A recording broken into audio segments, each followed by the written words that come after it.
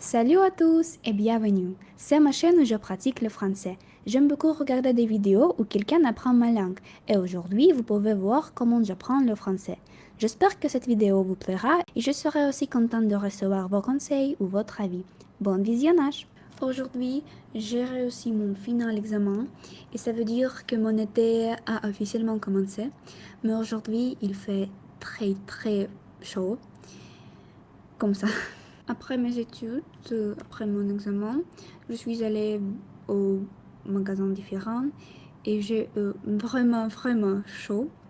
Mais maintenant, je suis à la maison et je suis contente parce que j'ai cette chose, comment elle s'appelle,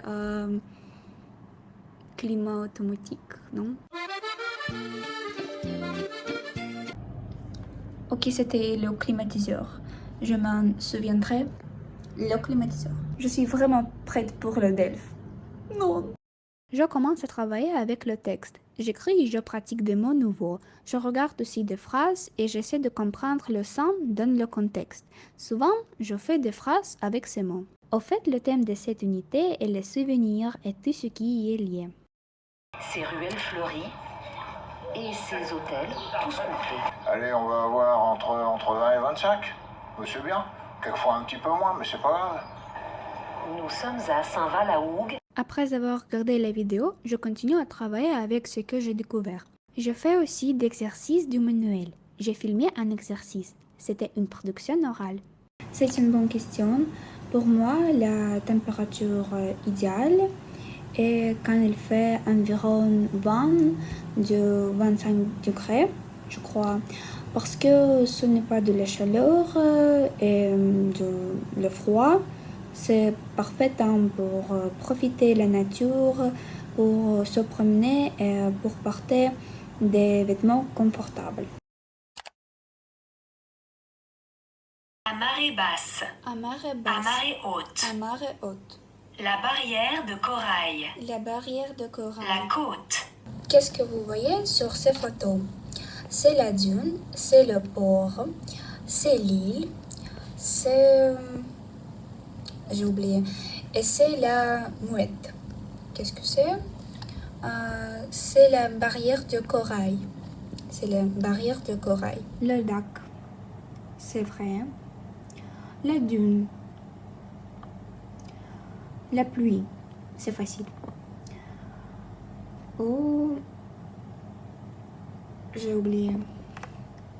Le rocher, la mouette, le sommet, le pré. Dans cette unité, il y avait aussi le thème du pronom i et en. Je connais déjà ce sujet, mais vous savez, parfois je fais des erreurs, surtout quand il y a le passé composé, la négation ou des phrases compliquées. Donc je pratique aussi ce thème. Il y a la préposition sous avant le temps, donc on utilise i et je vais continuer comme ça. Et j'ai une question pour les gens pour lesquels le français est la langue maternelle. Oisi. C'est quoi ça, oisi? Je pense que c'est comme let's go. En anglais, let's go, oisi. Mais dans lesquelles situations on peut utiliser cette phrase? Parce que je ne sais pas vraiment. Mais je l'entends souvent dans des vidéos, par exemple, dans des vlogs, etc.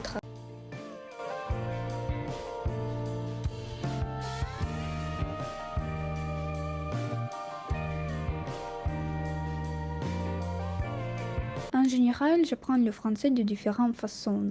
Et dans mon opinion, le plus important, c'est de s'immerger dans la langue et créer un environnement francophone autour de soi. Et cela concerne l'apprentissage de toute langue.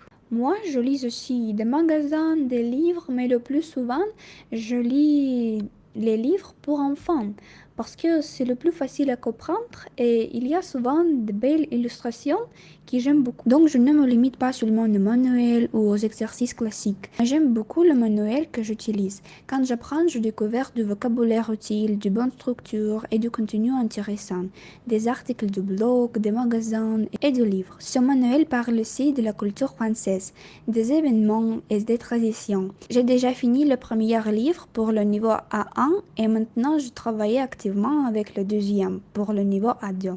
Le soir, je fais une production écrite. J'ai écrit un petit texte. Il y avait beaucoup d'erreurs avec le pluriel de noms. Normalement, je ne fais pas autant d'erreurs, mais j'étais fatiguée après une longue journée. J'ai corrigé mes fautes et j'ai décidé de faire les autres exercices de moi avec plus d'attention. J'espère que cette vidéo vous a plu et bisous bisous à tous.